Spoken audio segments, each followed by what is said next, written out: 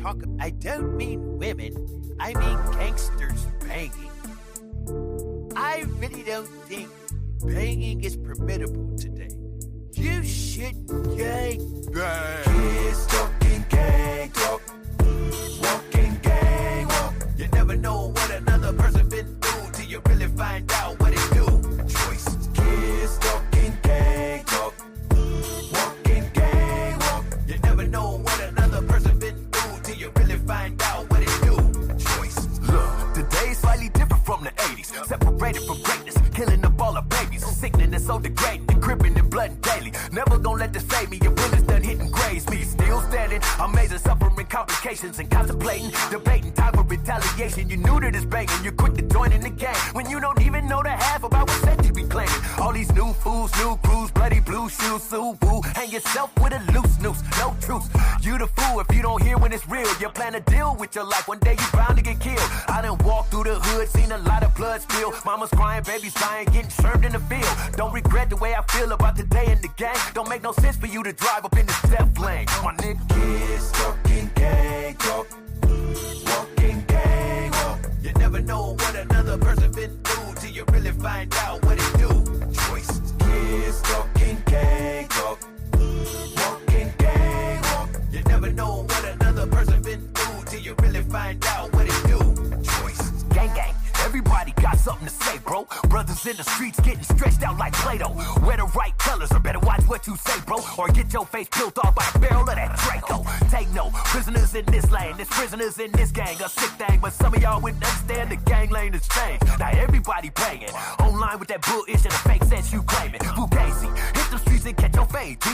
Bullets get more hits than the internet do daily. Sadie up in these streets without the social media shame. Many that I get claimed got shot from another gang. Blessing that I remain, so real that I can't complain. I'm able to spit this game, yeah, Yogi gon' keep it sane. And keep away from the flame and mentally train the brain. And whatever else that I can claim, I'm changing the game. Woo. Kids talking gang talk, walking gang walk. You never know what another person been through till you really find out what it do. Choices. Kids talking gang talk, walking gang walk. You never know what another person been through till you really find out what it do.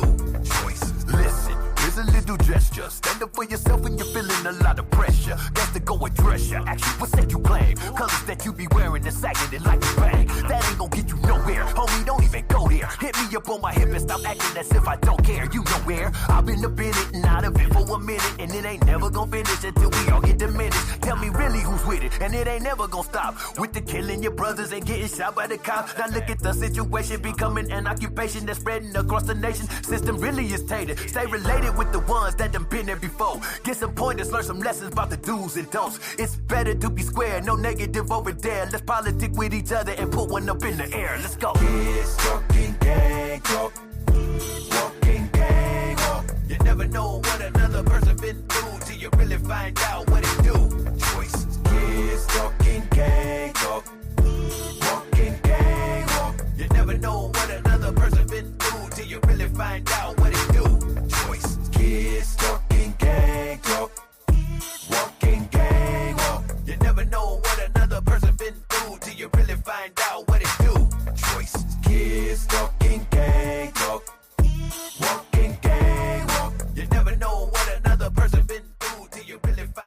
What's going down, everybody? Much love and respect to every single person that's up in the building right now. Thank you so much for tuning in to the Coast to Coast with, of course, you got Insane Wheels over here. And, of course, we got my co-host over here, I guess it is. Boom. Over here, we got Zach from the Bent Rim podcast. Go check him out. He's already hyperlinked in the freaking title right now. Check him out. Hit that subscribe, please. Would much appreciate running those numbers up. So I love how somebody actually came in and was already saying, hey, you guys got a topic? No. No. Originally, I even named this episode, We Don't Know. And that's okay. You know what I mean? I love having a, off the cuff, we all just live chatting, hanging out, vibing. And it's not like any particular drive of like, it has to be towards this topic or this topic, I mean, we've all kind of listened to these episodes, have we not? Zach, of just Right. everything just being topic after topic. And that's what I mean, man. Look at it. Everyone's even saying it in the side chat. The weather's been crazy the last couple weeks, been hot as hell. I mean, negative after negative stuff going on. So why not just fucking hang out, man? Yeah, no, I mean, for real, it was kind of interesting, like I said on the Hollywood and Mike show that I did on Sunday, that I was actually going through a actual storm like not just a storm. I mean, here in Southern California, we're not used to it, but I was actually going through a hurricane. And you guys on the East Coast are just like, yeah, that's no big deal.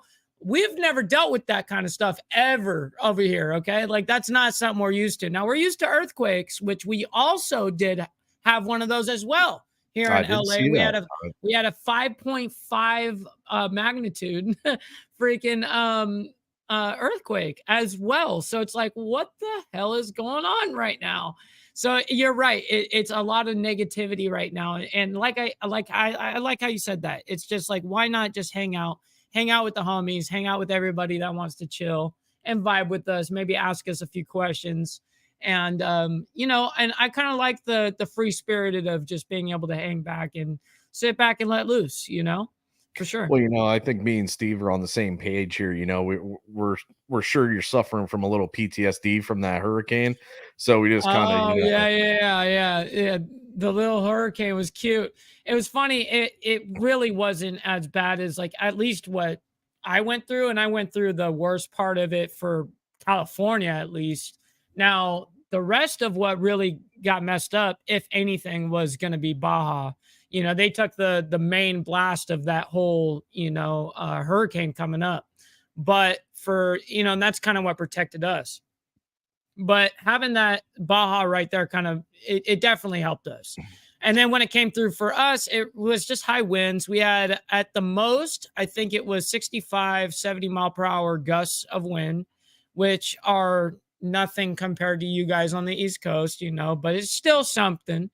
And lots of rain, but also something we're not used to in California. People, it's funny, as soon as it starts raining, people just start driving into medians and stuff, It's very weird. They don't know how to like handle any type of weather. It's hilarious. I was on the phone with you when I was actually driving through the hurricane. No, you know what I mean? You're like, oh yeah, you Californians over there can't drive. I'm like, yeah, I can drive, homie. I'm hydroplaning. I'm hydroplaning over here, though. I'm hydroplaning. It's all good. I'm still levitating. It's all good. I'm keeping my head above water somehow, some way, right? I hear you there, man. Well, everyone, it's not quite hump day yet. We're still in the beginning of the week. But what's going on with you guys in the side chat? What's going on, guys? What do you guys want to hear, man? How you guys' week been going and everything? That's right. That's right. And I love personally getting the chat involved as much as possible. I love getting their topics and their questions answered as well. So guys, definitely don't hesitate if you guys have anything like topic wise that you guys want to hear us speak on or something. I mean, we may not know the answer to it, but at least we'll be able to tell you like, hey, we don't know, but I think we'll all be everyone here on the show is going to be have the humility to say I don't know if they don't know, So, but yeah, I don't know. When I lived there, that first day of the rainy season had everyone skidding and sliding all over. Yeah, that's the thing about when it's just first raining is if it hasn't rained in a long time, like it hasn't here in California, it's actually the first rain is actually the most dangerous. And I don't know if you guys know this, but it is because of the amount of oil that is built up over the course of, let's say if it hasn't rained in 6 months, well, 6 months of pure oil has been just sitting there. And now the rain is kind of building up. And now that's the first slick you get. So that's the most dangerous point is the very first rain of the whatever season you're in, wherever you're at. It's something to definitely keep in mind because I don't know. I think a lot of people just don't have any care in the world anymore for like human life. Like they're just okay to just willy-nilly just go out there. Like you really think everyone out there that's driving is completely sober, off their phones, off their radios, Do you really think that they're paying attention or care about your livelihood? No, they don't. You know? Brother, I drive for a living. Yeah, I know. I What do don't you know, see out there man. when you're driving? And I know you've got to be driving. How often, like out of 10 cars, how many people are texting when you drive by? Because I know Every you're seeing above them. every single one of them, right down to the grandmas. That's what I'm saying. It's like everyone. It's not a unusual thing. It's not like a here and there thing. Everyone is doing these type of things. They're all distracted from what's actually important, which is the road. And then we have these self-sufficient like cars and or bikes that are supposed to be coming out. And it's like, yo, dude, like there's no way we can trust that. To me, automated vehicles just actually prohibits, or not even prohibits, it enables people, in my opinion, to act like a fool, get drunk, and be like, hey, my car can drive me home, no problem. You know what I mean? No, like we should have responsibilities for our, consequences for our actions. Yeah, like okay, when it comes to these, quote unquote self-driving vehicles and everything, really honestly, it's supposed to be an ease for the long hauls and everything. Same thing as cruise control, and you should treat it that way. You still got to be vigilant out there and keep your vision out in the head, because there's so many times that even these, even our trucks, even most of the trucks nowadays with the collision mitigation systems and everything, a fucking shadow and everything, that truck's hitting the brakes right on the spot. I mean, Damn. and the cars are doing the Yep. same damn thing. No, and that's something that's scary as hell. I mean, what if that there isn't, I mean, you're saying that they're like basically slamming on their brakes when there essentially isn't anything there to slam their No, brakes because it's for. actually picked somewhere, somewhere is picking up in that. It's like some box. sensor that's picking up Yes. something that's false that isn't really there, and that is super scary. I mean, imagine going 70 miles per hour, and then all of a sudden the entire car just locks up on you, and your entire family, your kids are in the back. I mean, could you imagine it could just be devastating.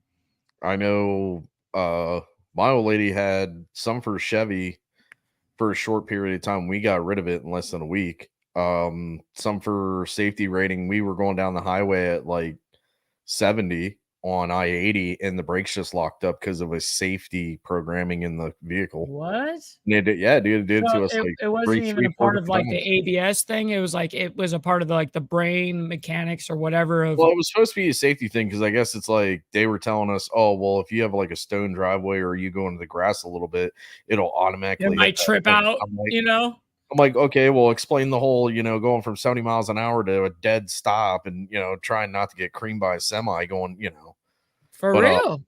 no, Steve, I'm over the road, or I was over the road. I've been in a day cab for the last 2 years. I really don't see myself going back over the road, but I'm still open to it.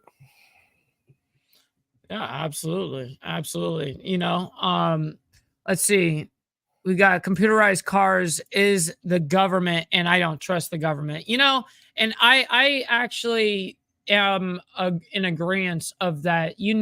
For sure, with anything that's going to be computerized, in the sense of, I mean, we were even scared that the new cars now that they were going to be limited, and that he had like government control and access and all that. Well, now these cars actually have like internet. You know what I mean? Like they run off of internet, which is insane. I got a 23 Prius sitting in the drive, and the first time I drove it, I was making a right turn on a hairpin, and it went to go counter steer left. Dude, like how dangerous is that? Like for someone that if they didn't know how to handle that situation, like maybe like you do, compared to, you're someone that drives for a living, so you obviously are going to know. But the people the everyday driver, imagine if it were them, and all of a sudden they go into a tree. How do they explain that to their insurance and or to their families if one of them dies? I mean, imagine how all that goes down. Well, that's what I'm saying. I mean, the sad part is that, everyone's talking about the self-driving stuff, but the technology in the cars anymore, even with your phone being in a phone holder, like I know everyone's like, well, I got to use my GPS. Well, that's what they make phone holders for. But the technology in phones and even in the cars now, talk to text is very simple. hey Google, or respond to this text message, and it'll read it off and everything. All Yep. you gotta say yes or no. You don't even gotta be Same looking at thing the with phone. your iPhone. You say, "Hey Nope. Siri, text," blah blah blah, and it'll do it. Ironically, my phone just went off. Everyone else's phone probably just went off as well.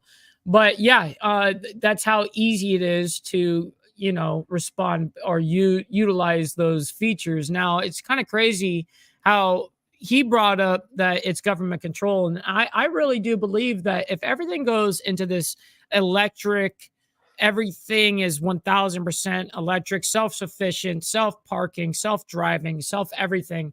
I really do think that the government is going to have 100% access, not necessarily that they do like they have the access right then and there. I'm just saying they could tap in easily onto that car and shut down that car at any time. They could regulate you. They could imagine all the limitations that are going to happen within the next 100 years.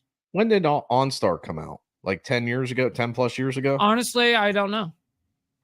Like their first big push was in the event of a theft, they could shut the vehicle down dead on the spot. I mean, so everyone's talking about it now, but let's talk it. Like you can fact check me, whatever. I'm not here, going on base facts, but I'm pretty sure OnStar has been out for 10 plus years.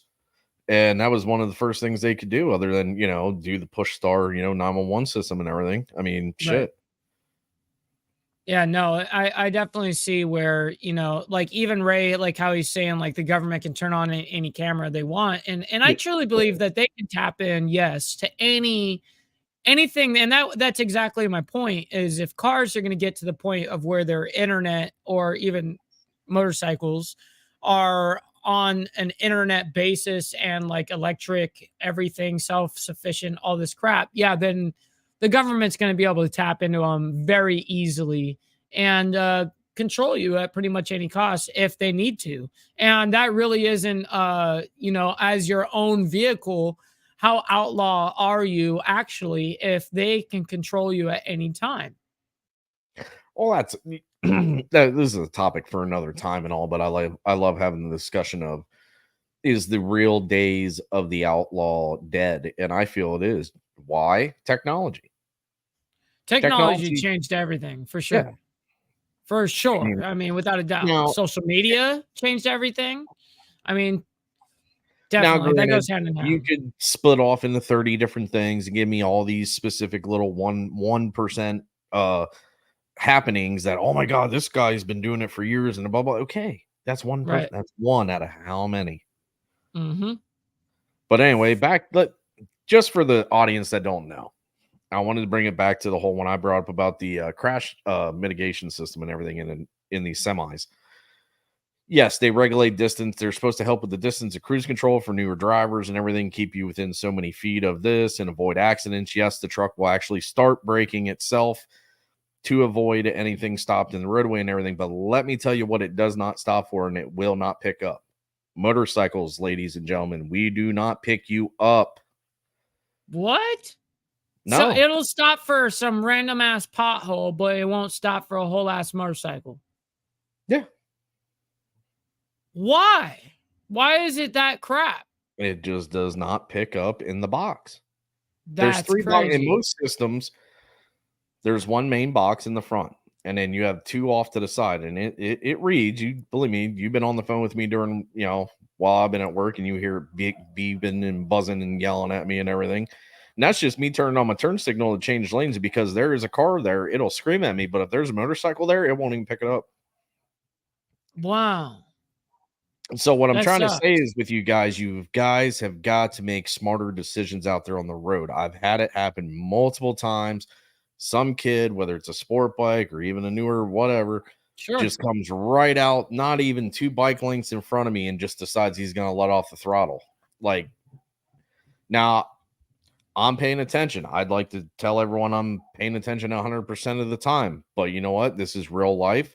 These guys are working long hours. You don't know what's going on. That guy could be dicking around on a cell phone, just like the grandma you just, almost tried T-boning you or something. You just don't know. So why risk it? It's true. I'm It's just true. letting everyone know out there that everyone wants to try, because I've heard it multiple times. Like, guys have been like, well, these trucks got these systems and stuff. So, they ain't, dude, we ain't breaking for you. Sorry. It's just not, It's not even feasible, I guess, Yeah. But yeah, I like how Fat Glide even says Teslas have killed multiple riders because they didn't pick them up, and that's sad, dude. Like, and I like how even Evil says it. He goes, dude, they hate us. They hate us, dude. Like, that's terrible. It's a terrible way to, it should be able to pick anything up on the, I mean, even down to a person walking and or someone on a bicycle. It should be able to pick all those things up. That's weird that it only picks up the big block, of a car side panel. That's kind of unfortunate. And let me say something here, because I just saw a couple videos today, and then I've actually witnessed it on the way home today. If you're riding by yourself, or even riding, and you're in the right lane, you want to get in that left lane and stuff, quit looking backwards. Yep. Because what's happening if you're looking backwards? Where aren't you looking? Where aren't you? You're not looking forward. I watched a guy on some for chopper deal almost fucking rear end a full car, and she didn't brake or nothing. Like, he was just on the throttle, wasn't even paying attention, was more worried about looking backward, and he about creamed her.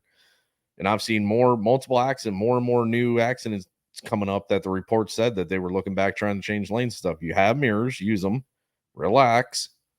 Yeah, it's okay to use your mirrors. See, and if you have to do a quick shoulder check, just quick bop, like you're looking real quick. It's one thing, but it's, you know how that normally goes. Yeah, but when people do that whole ass, like, doing all that crap, looking for their buddy. Yeah, or they're Oh, where are they? Are they staring? Well, he's looking forward while he's watching you go into the back of a minivan.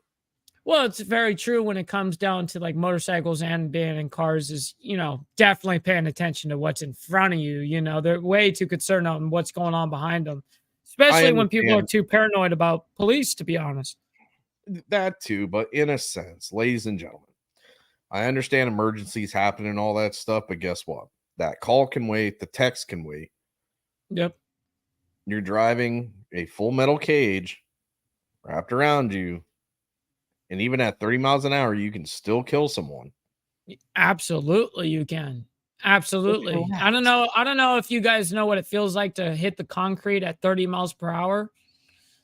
It's when you're on the highway, especially, or the freeway, oh my God, 30 miles per hour, just 30 is just like you're gonna get cheesed up through a grater. I mean, it really, really hurts, dude. Like, if you haven't experienced it, well, I hope no one ever has to. It just sucks. But having to go through something like that is terrible. And, I was lucky enough to survive an incident where I got hit at 80 miles per hour. And just imagine, I've also gotten into an accident where I stuffed a motorcycle underneath a 4Runner as I've been amputated. I was going about 55, 60 miles per hour. So yeah, it was pretty fast and it hurt, I've definitely felt it. Hey, Rick, there's also video proof that Mike can't even get his bike out of the driveway backwards without falling on his ass. Yep, there is. It's on my Instagram. If you guys are interested, go to Ball Valve TV. And it's actually on the very first video of that was way back in the day when I, of course we all have those Ring security systems or whatever and stuff. And right when I'd gotten my bike, I was so excited that I took the bike out, but it was like, I don't know, maybe my third, fourth time being on the Harley. And as I was backing that thing out, I kind of like got loose on one side, and like that was it. As soon as I felt that weight come down onto that one leg, it was like there was no way I was going to keep it up. And I totally went down on that video, which is pretty funny. But in the grand scheme of things, it made it to like nothing compared to what happened to me when I got hit at 80 miles per hour. Oh, and so that was the whole point of that video. No one is prepared for that, Mike.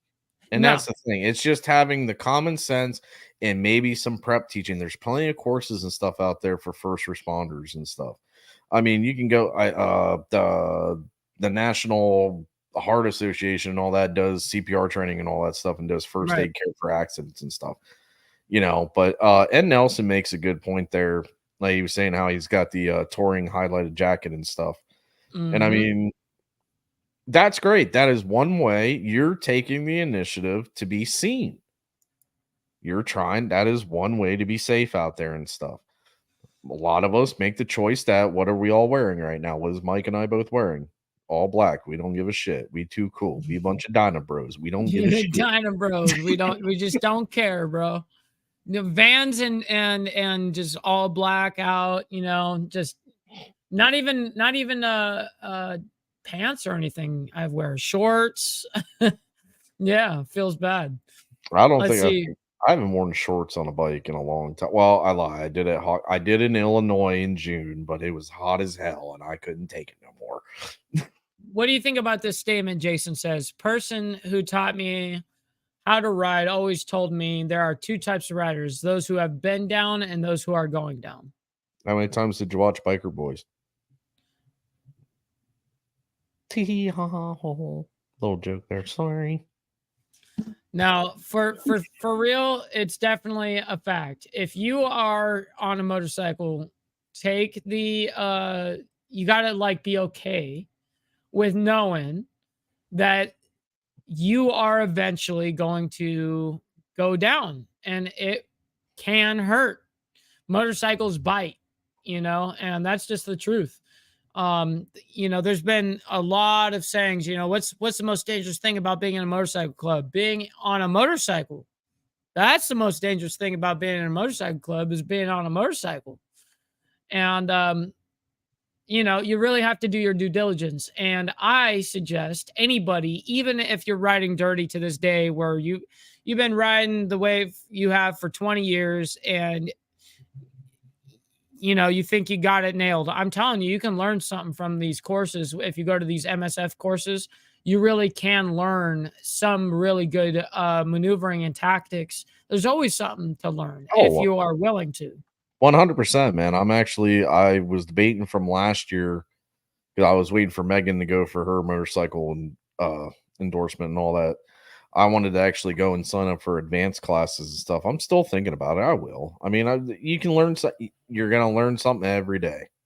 No, absolutely. That's a fact. That's a fact. You're definitely gonna learn something every day. I think But it's more or see, less I want to get more. I doing the transfer from the Dyna to the Bagger.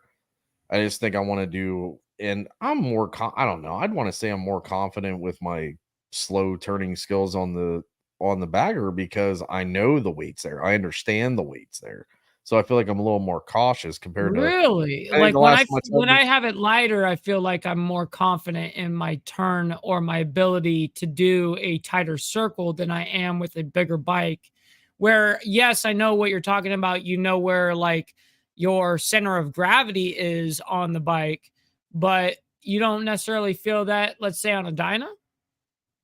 actually the Dyna. That was the last time. That was I laid it down. Now, granted, it was right out back of here in a shale gravel driveway, but that was just me being stupid. I wasn't looking. I just came in, turned the shit tight, and it kicked right out, dude. It went right out. I was laughing, fucking bitching and yelling and laughing all at the same time because I knew it Yep. the moment I turned and I felt it. I was like, it locked. Have you ever been where you were, riding and maybe in your younger years of riding, but where you used your rear brake too much and you started fishtailing really hard, but at a fast pace and it scared the shit out of you and or go down? Oh, I've been Has that down before. you've been down from fishtailing from hitting your No, rear brake too hard? no, I was helping a friend clean up his sport bike and I didn't do a once over and decided he wanted me to take it out for a test ride and bring it back so that we could sell it. And I didn't make sure certain shit was tightened and I went into a hairpin turn. And as I was going into the hairpin turn, the chain went and everything else went along with the swing arm. And yeah, so I got drugged pretty good at, 45 Damn. into a hairpin and it was fun. No, and I see a lot of people here in the chat that they have also gone down a lot. And Nelson says, Dan the fireman has lots of good vids. Riding a bike is like owning a firearm. Practice, practice, practice. And I agree with that. Yes, it's all about it's seat a time. craft. It's seat time. Yeah. Everyone should be out there doing that. You shouldn't just be going out. And first and foremost, you shouldn't be out fucking bar hopping, even if in the first place. Correct. I agree. Thank you. Yep. Hone your skills, man. It's like anything else. It's like breathing, dude. No, it's these guys that will ride their bike once a week, and it'll be like on a Sunday or a Saturday or whatever, and they'll ride from one bar to one bar to one bar to one bar, and then by the end of their trip, they've done 10 miles, and they are hammered by the time they get home. Steve makes a good point here up in the Northeast, and I'm sure there's other places across, This one right here? Yeah, the sand and salt and everything. Yep. Oh, I got you. Yep. Well, there was there was a fellow creator and stuff that made his first long haul back in February, and he wasn't used to riding in those couple of conditions. Now, granted, he had a very safe trip, but he admitted that, he was cautious about everything and didn't know how it was gonna, pan out. I told him, like, dude, just take your time, relax. If anything, I don't know. I'm going to be honest. Going, especially on two wheels, anywhere there's ice, count me out. You know what I mean? Forget that. I'm not going to be riding in no ice. So you're telling me you're not coming over? Come on, you said you were coming over for the holidays. What the fuck? You don't think we were going to ride? Well, yeah, but as long as there's areas that are not covered in ice. Damn, I come from California. Like I said on the show earlier, was that in California where we pay for our weather, you understand that, right? Like that's what we pay for. Like if it gets too hot, like meaning 85 or higher, I'm a wuss. If it gets below 65, I'm a wuss. You know what I mean? It's hilarious. Don't come here. You're like, man, you're never going to survive over here. What's the weather like over where you're at currently and during the winter? Right now, it's been on a hot streak. I mean, I don't know. I can't say. It's hard for me to judge because, like I said, well, I've been driving around with a truck with no AC right now, so it's registering, 190 to 100 something in the cab every night. Jeez. But I mean, we've been in high 80s, low 90s. It peaks out midday, probably, in the high 90s. And that is what it is. Now, granted, today was the start of football season for the kid and everything. So to me, I'm getting ready for fall. That is my time of the year, man. I love fall. We're cruising at 70s, maybe. Is that because it's the best 80s. Weather? I think it is the best. I like riding around in the fall, man. So that's the best riding time for you is the fall. Not the summer. No. Sometimes it just gets too damn hot. Well, this year I've been dealing with overheating and everything on the street glide. So, well, as Steve Easy says, he goes, the East Coast is a different beast for sure, and I see that, especially dependent where you are on the East Coast, South, North, West, whatever you in that area, they're all different. So it's dependent. Some areas are going to be snowed out. Some areas are going to be nice and hot. It's weird. You got places like Florida that are just nonstop like here in California, but I think more hot than California and more humid. But, you guys also deal with a lot of hurricanes and very weird stuff like what we just went through, a weird hurricane, but that's what you guys are so used to.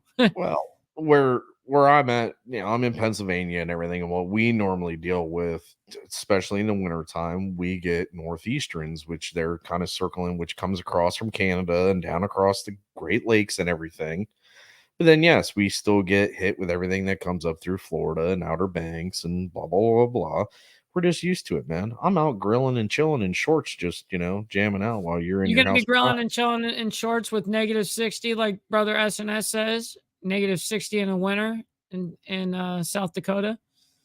That's no big deal. No big deal. Hey, I did pipeline out there. I know. Oh wow! You did pipeline out there. That's now things you don't know. Yeah, now you know. Dang. There's the messed up part. been to South Dakota, never been to Sturgis yet. What? How have you been to South Dakota and never been to Sturgis? That's interesting. I was out there for Did you even go to visit when it was on its off season? it was dude, it was snow. And it wasn't even the bad time of the year. It wasn't even their bad, like what he's talking about. Now it's still cold enough to freeze tracks on the on the conveyors and everything, and we were out there with like salamander heaters trying to thaw them out in the mornings and stuff. But Right. still, I mean, it wasn't. Damn. No, it just never went, man. I was only on that spread for about a couple months, probably 4 to 6 months, and I went down to Kentucky. Yeah, see, he goes, when I lived in Boston, it was cold and snowed. Down here, it's hurricanes and hot tornadoes. Like, see, it's just like a whole different beast, like no matter, I mean, it's just not even that big of a location difference. And man, you guys have it rough over there on the East Coast. It seems like the West Coast, we just deal with a lot of earthquakes. Earthquakes is what we're prepared for. Everyone else deals with an earthquake. They're scared of them. For us, we're just used to them. I didn't even feel the earthquake, funny enough. The last time wow, we're going way back. I remember working at a distribution plant, and I was out in the yard with another guy, and we felt the ground shake and everything, and we like wigged out. So we all ran into the building, and we're like screaming and stuff. And they're like, "What's the matter with you?" So you didn't feel that? Next thing you know, the tones go off. Everyone's stopping. It's over. It's already over. Yep. It was something like minuscule, but when you were outside, you felt everything because even the jockey drivers were. I remember the first time that I felt an actual earthquake where it scared me. I was actually in this house where I grew up, and as I was upstairs, there was a really good earthquake that had happened, and the entire house, you could feel it swaying, and that kind of freaked me out. That was the very first time I was like, oh shit, you know what I mean? I think I was like probably like 15 years old, you know what I mean? And where I'm like, oh my God, like we're going down. But aside from that, everything else just usually just rattles and that's it. And then you have the aftershock or whatever, and it happens again for a second, and then boom, you're done. But it's funny, we just had this 5.5 magnitude earthquake, and I didn't even feel it. Like I told you, I was driving during that time. So It was kind of funny. I didn't feel it during the drive, obviously. Now, SNS, I've been down to court. We were actually hauling FEMA houses probably 9 years ago down to Beeville, Texas, and I got to visit. And I've been to Texas before. We've done runs down there. But, I mean, I loved Corpus. I thought Corpus Christi and everything was really nice. I mean, I know that's the expensive area, but we made the trip down there to check it out and everything. Rolled right out onto the beach and everything. Oh, that's cool. I have not been west. I've only one time I've gone over the Rockies, and I've gone right back. Like I've never actually went west of the Rockies yet. Right. Now, did you do that on a normal trip, or did you do that on twos? What'd you do that on? Trucking. Oh, okay. Yeah, your truck job. I mean, No, you probably. I have. Meg and I were just marking stuff on a map. Like where you've been? On two wheels. Like we were trying to keep track of where we've been. That's cool. That stuff. Well, I mark where I've been, and then she's doing her own thing. But that's pretty cool. That's a smart idea. I think 40 and 50. But I don't know. Eventually, I'm going to hit them all. That'll be nice. You mean 50 states? Yeah, of all 50. I'd like to ride in all 50. Oh, wow. So wait. So how many out of the 50 you said? Said 40. It's probably 38. Wow. That's a lot. Because I've yet to go That's a lot of riding, bro. Damn. Now, have you ridden in California yet? No. Wow. So, okay, this is one of the states left. Oh, the whole fucking okay. PCH well, and everything, man. Obviously, you know that I'll take care of that for you on my end. But look, dude, we've been trying to plan trips like that forever, and it's like, man, it's gonna take 3 weeks to accomplish everything we wanted to go do. Just doing those type of big ass adventures like that, yeah, I mean it takes time, money, you need resources. You know, people just think, oh yeah, just hop on the bike, pack a bag. Yeah, freaking right, dude. You know how much money do you spend on the Nitro. road? Nitro up in the building, what up? But we spend so much money on the road, whether just the gas, you know, the amount of food that you have to buy to keep yourself alive. Um, you know, drinks, waters, all this stuff, it adds up and What are it you can make for talking a very about, expensive man? trip. Get a fucking tasty cake and a Red Bull and go. This You a man. bougie Yes, I motherfucker. have been. Oh my Yes, trust god. me, I have been on those missions where you just go on a singular Red Bull, no one's ate anything, you know, and trust me, I get those rides too, and those suck. Those Rick, suck. you're out of your mind. Rick, you're out of your mind. I like being able to sit down and like eat, hang out for a bit, everyone enjoy themselves, get on the bike, ride, enjoy. You know, I'm not down for the rush shit anymore. You know, I've been there, done that. Wow, and that's an accomplishment, especially. Um, really great. Cali is great. I have been from Diego to Fresno. Yep. I mean, it's a great state, and if you go from top to bottom, you'll definitely experience different Californians. They're all different. They're not all like the same as like LA or all San Francisco. You know, it's all different depending where you go. Because Dude, California is way bigger than they think. to be honest, I've been hearing all these. Well, I mean, we've talked about it, but like Danger Dan, and there was a couple other guys. They've been doing the Pan America Trail and everything like that, and just runs from like Ensenada down to South America and stuff. I really think I'd want to go do that. Like, I'd like to go at least down the Ensenada and everything, and like try and catch like the Baja races and everything down there. That's always kind of been like a dream of mine to go watch that. That's cool. I mean, I've always wanted to. I mean, because I was motocross early on in Yep, my life yep. and stuff like that. And so obviously growing up here in Southern California, you know, you definitely know a thing or two about Baja. And that was one of my dreams, was to be able to go to Baja and not necessarily race, because I did race and all that stuff. I knew people were way better than me. It wasn't about that. It was more about just going there and enjoying the trails, enjoying the ride, and doing that. But I have yet to do that, and that is still on my bucket list for sure. Now, we'll go back into the yesteryears of MX and everything, but I mean, like, currently I have a 1600 buggy project sitting at a buddy's house. And I've been like wanting to finish that, but we've also been talking about we were going to build a class 9 car, or we were going to put together a 4800 Jeep, and we were going to go run the Mint. We wanted to go run the Mint out, Mint 400. I don't know if I'll ever get to that, but either that or run King of the Hammer, since that's a new thing out there in Cali. You know, y'all got that little event, but it's all right when the East Coasters come over and whoop your ass for like the last 4 or 5 years. Yeah. So I was on a YZ90 and then a YZ250.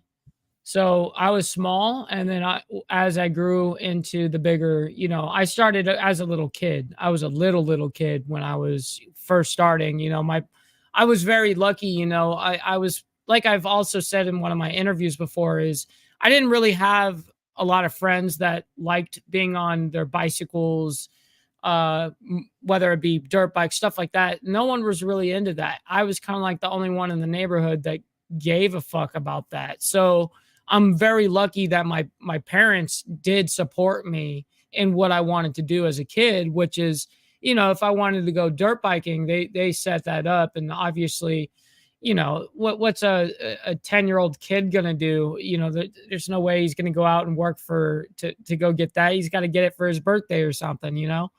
And so that's kind of exactly what happened to me. Is I was a kid that was able to, you know, just enjoy and be supported by my parents, and their supportive parents, willing to help me and what I wanted to do. And then I ended up hurting myself pretty bad on a trail. I actually flipped the bike completely upside down, and it landed on top of me. And that's when I kind of told myself, all right, I need a little break. I need to take a break from this. Wow, you took me down memory lane. I did that right here on this property, man. I could even show you right where I did it. Dude, it's a motherfuck when you do one of those. You just land yourself right on your back or whatever, you loop the thing. And I did it going up like a 45-degree mountain slope. And it was straight rock, like lava rock. And when I did it, I completely went down, hit the rocks. The bike came tumbling on me, and then I went down on the rocks. So it definitely hurt. But I walked away from it. But I told myself, like, all right, that's what I needed, like, a break from. Oh no, but yeah, we watched Krusty Demons and then was watching X Games and decided we figured we could flip a 110 off a shell bank. Didn't work out in my favor. No, it doesn't sound like something that you'd be able to easily work out. No, I don't think so. Aha, Wilkie knows what's up. I was gonna crack a joke about him doing field. Listen, hard labor doesn't that's Jurgen's special smooth silky hands, man. That boy hasn't done field work in his life. That's so funny, getting called out on the show, man. Why? That's funny. That's coast to coast, man. Hey, man, over here we actually work. There's work out there. Just got to be willing to do it. Absolutely, and that's something that I think a lot of us that come from the motorcycle culture we're super deep in the MC culture, I think teaches us that once a prospect, always a prospect, and no one's better than anybody. And that's something that really teaches you that no one is better than anybody else. And you're never too good to dig a ditch. You're never too good to do any of these things, and those are you definitely want to, if you think a different way, you definitely want to get out of your pompous way of thinking, for sure. Well, Mike, we're not too far off age wise, right? Like 4 or 5 years,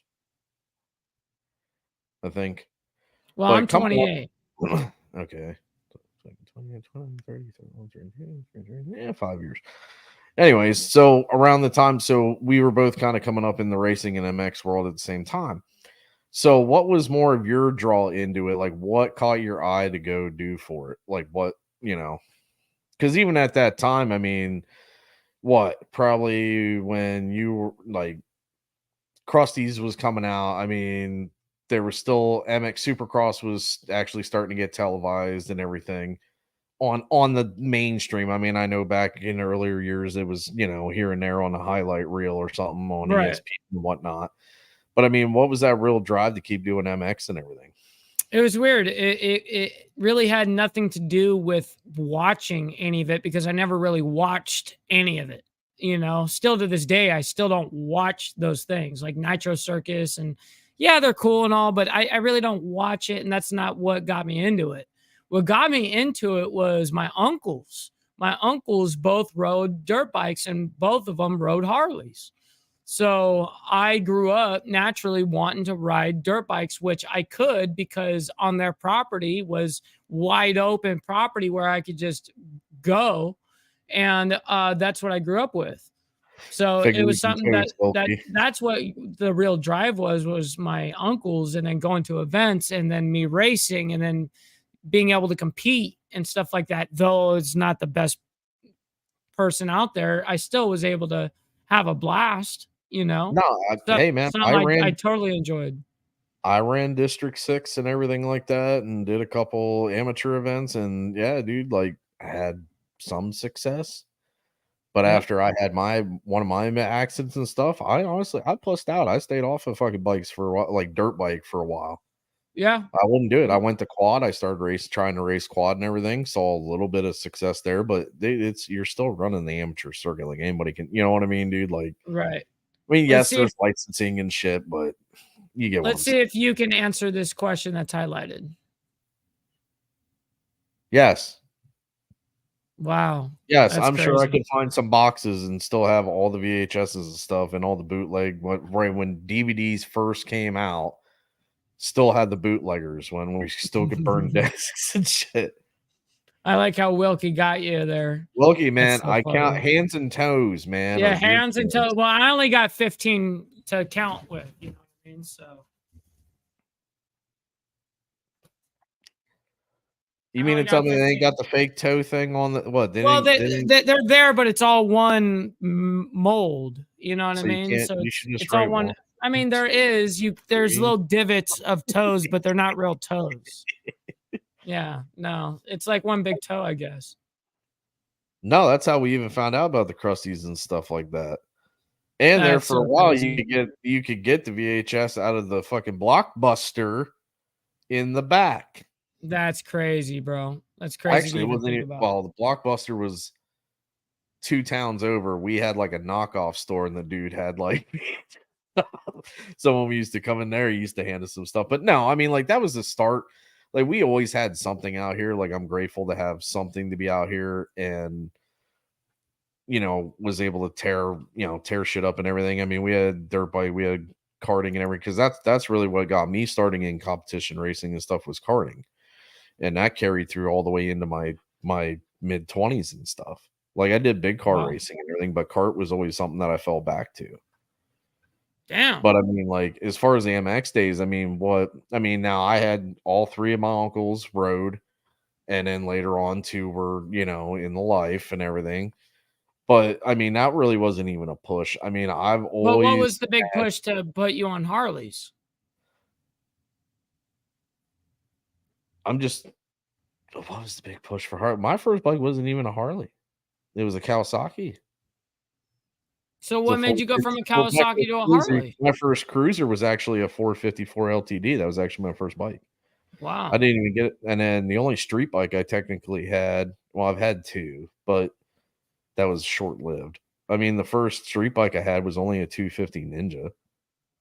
All clapped out. I've never even sat on a sport bike. I've never sat on a naked bike. I've never sat on any of those things. I just no interest. I didn't. I mean, I liked it. I mean, we did stupid shit. I mean, I've been on my buddies, like we rode each other's stuff. I mean, we were out doing stupid shit, being hooligans, trying to be, stunners and all that shit.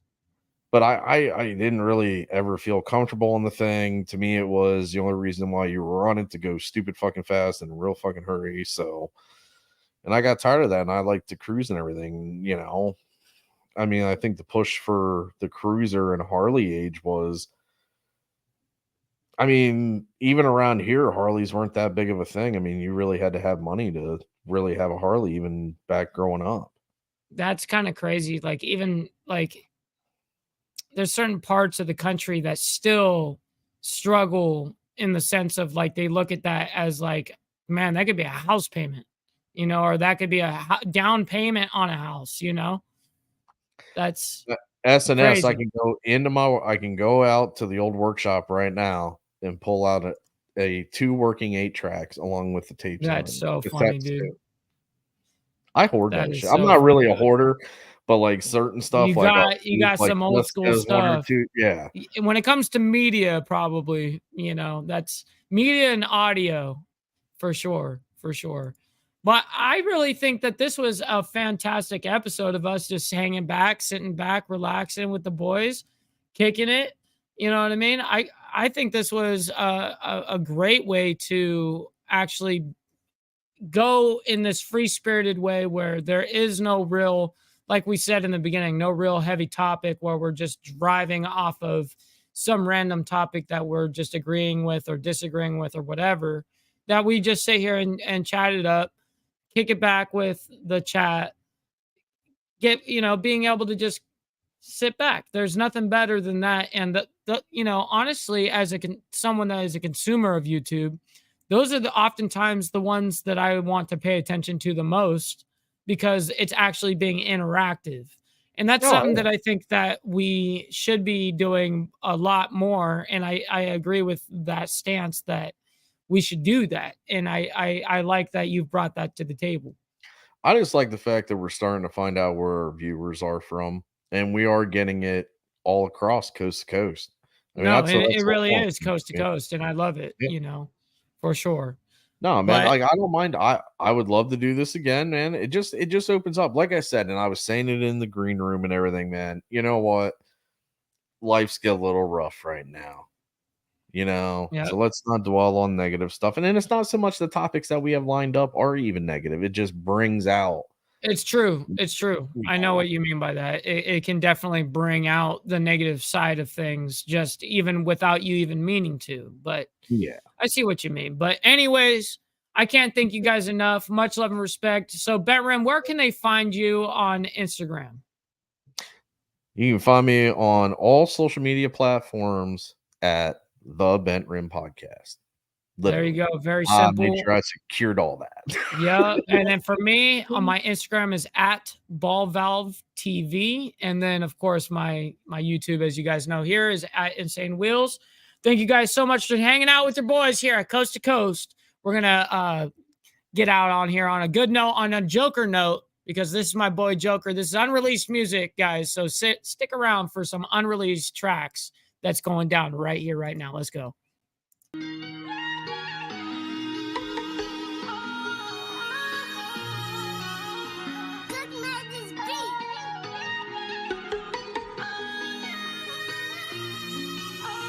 Wait, tattoos all on my face.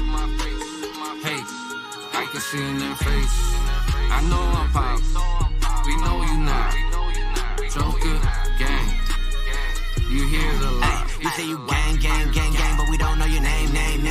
We been had the clout, we been had the fame. We been getting money, we making it rain. This here no joke, we don't need a scope. Everyone talking, but we never broke. I carry the weapon when I go outside, man, don't try to provoke. You go down like a slope. Wait, we got tats on our face. We got straps on our waist. Getting money, we straight. I know they hating, I know they plotting. I let them all watch. Can't ever do what we do. I put my paint in tattoos. Wait, tattoos all on my face. Hey, I can see in their face. I know I'm pop. We know you not. Joker, gang. You hear the lot. I make it spin like the wheel. I really been in the field. Money, no chill. Get on the beat and I drill. All of us ready to kill. Drum on the key for the thrill. I get it straight out the seal. I don't give a fuck how you feel. I've been outside, that's for real. I get it straight out the seal. I don't give a fuck how you feel. I've been outside. Inside, you don't know how I feel. I'm ready for war. I got the Drake on ready to pop. You staring at me cause I know I got face tats. But you scared to run up and do something about it cause I shoot broad daylight. I don't give a fuck. Wait. Tattoos all on my face. Hey, I can see in their face. I know I'm pop. We know you not. Joker, gang. You hear the lot.